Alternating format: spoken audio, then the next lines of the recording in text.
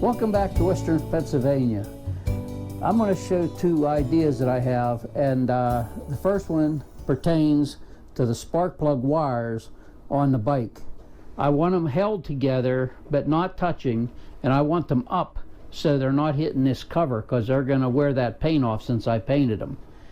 And I know you can buy things for them and that, but I thought something that would look good, professional, that's easy to make myself, cheap. And so what you'll need is, I have 11-inch black cable ties, and I'm going to take one of these, but when you see when it's done, it's pretty good. And I have a set of these that pull it automatically and cut it off, and I have it, it goes I think 1 to 3, and I have it on 2, so it's kind of pulling tight but not all the force on it. You know, you could use pliers to do that to get the filling of it. And you could use this on your some electrical wires if you have big wires, your cables, anything. And it is so easy to do. I got these from Harbor Freight, rubber grommet set. And they're little rubber grommets, and if you want to run wire through like a piece of metal, you'd put this in there and then slide your wires through to protect them. All different assortment of sizes. Man, you got big ones in here and little ones. But I'm going to take one of these, and the reason I picked that size is because if I take my pull tie and I put one of these down on here, you see it stays. It stays wherever I put it. So it's not a lot of tension, it's just not dropping. Now, I want to put these two together right here. So I'm going to bring the camera in real close so you can see exactly what I'm doing. So I have this pull tie, and it's a really long one, but I have to use it to get this width here that I need for my rubber grommet to go on. So now I'm going to put this with this back part. The other end will slide in this way. I put it down behind the two wires right there. Now I'm going to slide that rubber grommet down between the two cables. So my rubber grommet's right in there. Then I'm going to take the other end, I'll lift that up, and I'll put this back down through the grommet. So now I have this other one, this top one, captured like that. Now this is a little bit lower than I want, so I'm going to push it up to right to the bottom of this wire, and I'm going to pull on this till I get the excess out. Now I can pull it down a little bit more. Now I'm going to feed it back down through here to capture this wire. So this back part goes up through the grommet, around this one, down through the grommet, and down here. So now if I just take this and pull it tight, and like I said, I'm going to get it lined up, and I'm going to get my tool to pull it. It's a lot easier than pulling it, you know, with pliers or anything. This thing really works nice. So now I'm just keeping these two level with each other, and I pull it, and it gets so tight then it'll cut it for you. Then I just work it a little bit, and there it is. Looks fantastic. I mean, that holds them apart. It holds them both together. Then what I'll do is I'll put one up here like that, one up in here, and then it goes over towards the coil where they're separating, they're pulled apart. So I'll probably put like at least 2 more on here. Now this is sagging down a little bit, so then I can put a pull tie up and up over my wiring, or up over the frame, or back here, just to lift it a little bit like that so it's not rubbing my valve cover. And that way, that is a nice looking job. Looks perfect.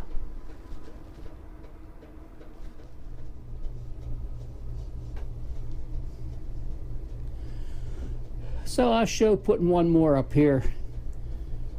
So I want it this way, this part in the back. Put my rubber grommet down across there. And I got the opening, I'm going to push that through towards me. So I simply slide this behind it, put the rubber grommet right between the two wires. I'll lift this one up so I can push this down through like that, clear down to here. Now I want to take this up close to that bottom one. I'm pushing up on this and pulling down on this and to get it up close right there. Now you can see that piece is right there. Slide this one through to make it tight there. Take my tool, tighten it up. There it is. And I think that looks pretty good. Looks like professional. And I didn't see that on anything. I've never seen anybody do that. I just fooled around with it and thought, you know, if I could get the rubber part in between, keep those wires apart. And I just looked around, seen what I had, and worked great. So I'll just go on up there and put maybe one or two more so it separates them till they get to the coils. Coils will separate them because they're apart, and works great. Now on to the second thing. While I'm out here working, I use these two lights here. They turn up and down, back and forth, and they're halogen lights. And they're great. This puts out a ton of lights, these two. But if you're out here working and then one day it got up into the 80s, then they get hot. You can have the doors open, but you're right there beside them, and these get really hot. And I thought, I think they make these now in LEDs. I imagine they do because everything else is LED. I don't want to go buy another set, and I have one here that's just a single one. And that's an LED I bought. And I thought, what if I put this on here and make a bracket for it to hold it? Then I got to looking, there's like a big thumb screw here, and there's one here. And I thought, they look like the same size. So I took this off.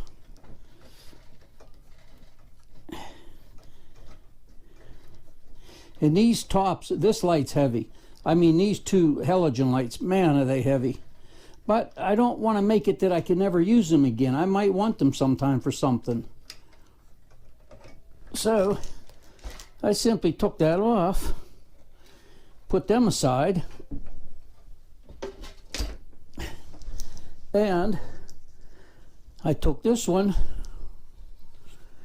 and I took this screw underneath here off. I had it pretty tight to take the little stand off of it.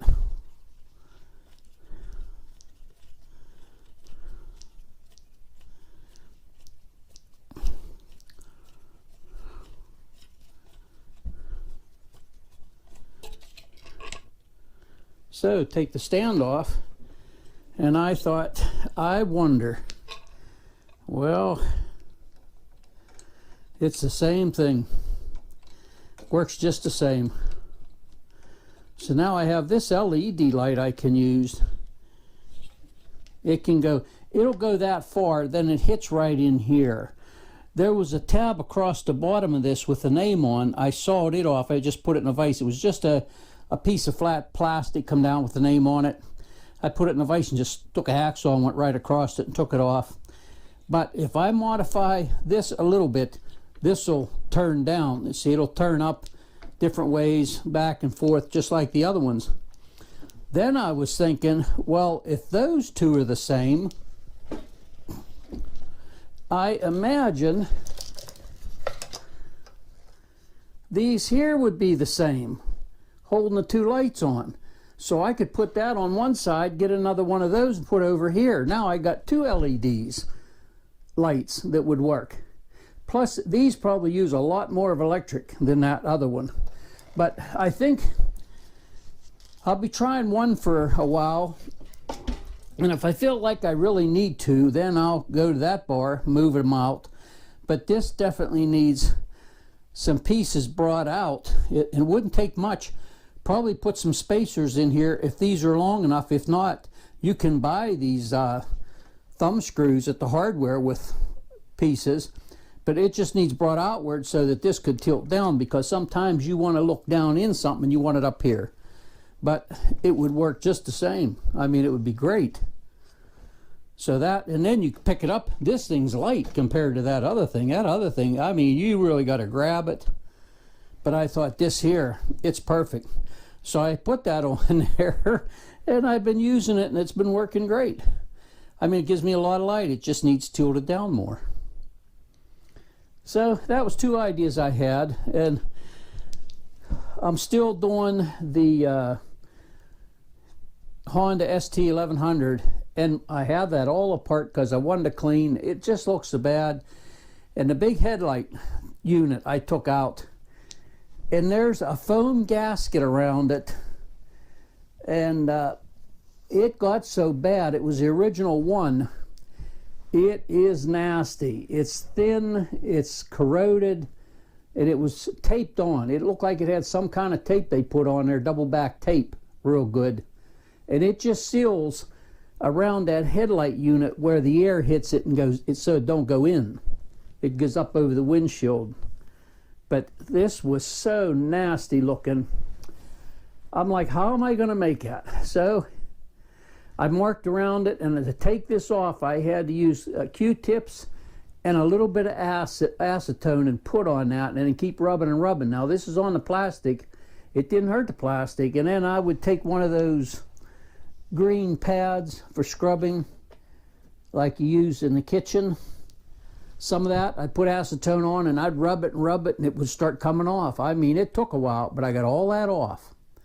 I bought some foam that's wide, and I think it says it goes from 1/4 inch down, that foam will squeeze. It seemed like about the right thickness. So I took it and I put my own foam on it, because I looked on eBay, I think it was, and I could not find it, like to buy it. I'm getting caught up here in my cords.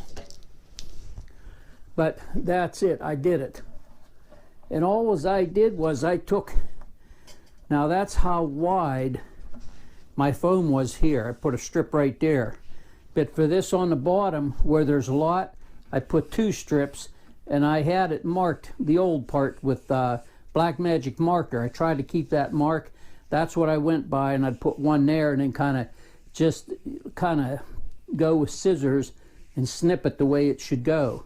And then I did the sides, and it's all pieced on, but I think that'll work great. You can see it up underneath. And I got that foam just by cutting it. I tried to make a whole template, wouldn't work, you know, if you lay the other one out flat. So I did that, and I put it in about 4 pieces, worked great. Then the new lights, the lights are all right on this, but I'm going to keep them for spares.